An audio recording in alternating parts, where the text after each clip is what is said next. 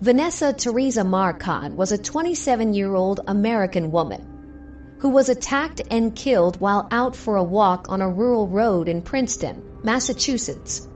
Her case remained unsolved until April 15, 2017, when authorities announced that 31-year-old Angelo Colon Ortiz from Worcester, Massachusetts, had been arrested for her murder after being linked through DNA evidence.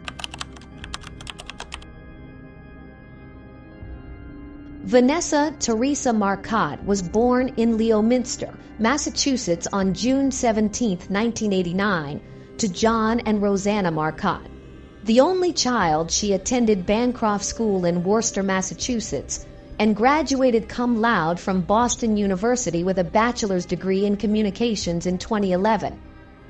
She then pursued her professional career, working at a Boston-based software development startup for online marketing called WordStream, as well as at American offices of Vistaprint.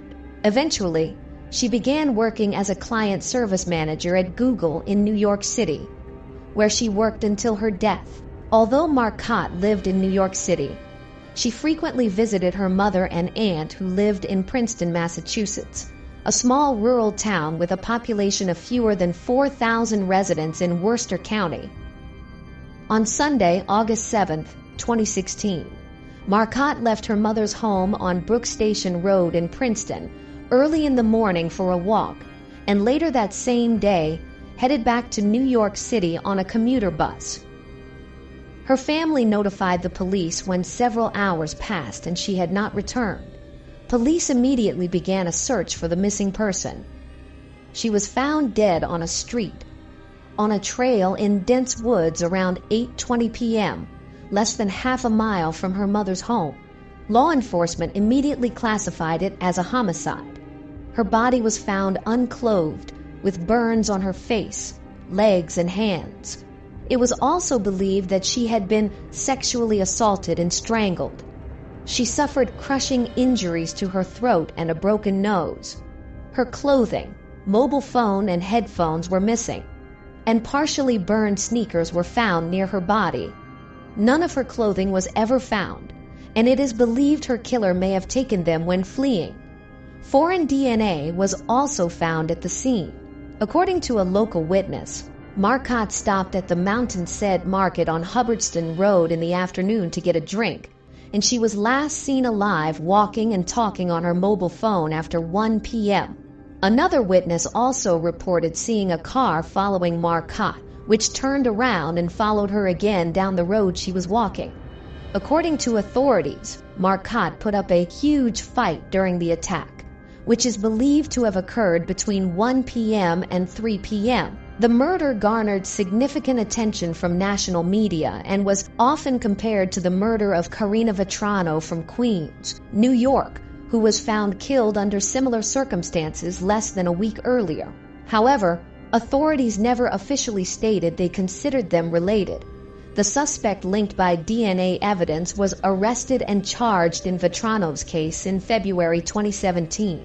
Several FBI experts publicly commented on Marcotte's murder, stating that they believe Marcotte was likely randomly attacked by a stranger and that the killer likely lived in or frequented the Princeton area. Soon after Marcotte's murder, investigators opened a 24-hour hotline requesting any information from the public and received over 1,300 messages. It was stated that Marcotte's attacker was a man who likely had scratches, cuts, and bruises on his face and hands. It was not believed that Marcotte knew her killer. Rather, it was presumed to be a completely random attack. In November 2016, they announced they were seeking additional information about a black or dark-colored SUV that was observed parked on the road at the time and location where Marcotte was killed. On December 21, 2016, in Princeton, the Marcotte family released their first official public statement, thanking the community for their support. On February 23, 2017, more than 6 months after the murder, Worcester County District Attorney Joseph D. Early Jr. disclosed further details of the investigation, stating that the DNA of Marcotte's killer had been sent to a lab and a profile had been created. How the DNA was obtained was not disclosed. Based on the DNA evidence and witness testimony, the suspected killer was described as a Hispanic man aged between 20 and 30, of athletic build, average height, with short or shaved hair.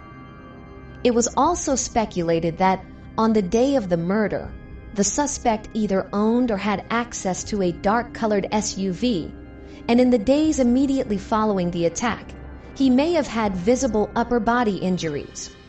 On April 15, 2017, in a press release in Princeton, Early announced that the suspected killer of Marcotte had been apprehended. Angelo Cullen Ortiz, 31 years old, from Worcester, Massachusetts, was arrested on April 14th. On April 18th, he was charged in Leominster District Court and held on $10 million bail. He was charged with aggravated assault and attempted rape, as well as murder, for which he was indicted by a grand jury on June 23, 2017, in Worcester Superior Court. On July 26, he pleaded not guilty and was remanded into custody without bail. According to authorities, a Massachusetts state police officer patrolling Worcester saw Cullen Ortiz, who matched the description of the suspect, driving a car identical to the one seen on the day of Marcotte's murder. The officer wrote down the license plate on his hand and the next day, along with another officer, visited Cullen Ortiz's home. Cullen Ortiz voluntarily provided a DNA sample, which matched the DNA found on Marcotte's hands. Cullen Ortiz later claimed that a language barrier led him to provide the DNA sample to police investigators without his voluntary consent. Based on this, Cullen Ortiz's lawyers filed a motion to suppress the DNA evidence. On January 11, 2022, Judge Janet Kenton Walker denied the defense's motion to suppress the DNA evidence. Cullen Ortiz, a native of Puerto Rico with no prior criminal history, was married, had 3 children, and had lived in Worcester for less than a year. He worked for a FedEx subcontractor, delivering in the Princeton area and its surroundings, and was familiar with it. According to his Worcester neighbors, Cullen Ortiz was described as a pervert and often made vulgar, sexually suggestive comments about neighbors. A former Princeton postal worker also recounted that Cullen Ortiz frequently made crude comments in Spanish about her and other women to his colleague. Authorities reported that on the day of the murder, a local resident recalled seeing Cullen Ortiz around 12:45 p.m. near his parked black SUV with the hood up, talking on his mobile phone. Mobile phone records and data proved that Cullen Ortiz was indeed in the area at that time. It was believed that Marcotte left her home around 1:15 p.m. The resident passed by the car again around 2:05 p.m., and the SUV was still parked there, but with the hood down and no one around. Marcotte's mobile phone data showed that her phone was either turned off or disconnected at 2:11 p.m., which was likely around the time she died. Cullen Ortiz, who typically worked the morning shift, was not working on the day of the murder. It is unknown why he was in the area that day. Cullen Ortiz pleaded guilty to Marcotte's murder, second-degree murder and unarmed robbery, official charges, and was sentenced to life imprisonment on November 2, 2022. Cullen Ortiz, who was 36 years old at the time of sentencing, will not be eligible for parole until 2067, when he turns 81. And that concludes our coverage of the tragic story of Vanessa Marcotte. If you found this video informative or thought-provoking, don't forget to subscribe to our channel for more updates on similar stories. We encourage you to share your thoughts and opinions in the comments section below. And if you found value in this video, please give it a thumbs up. Thank you for watching.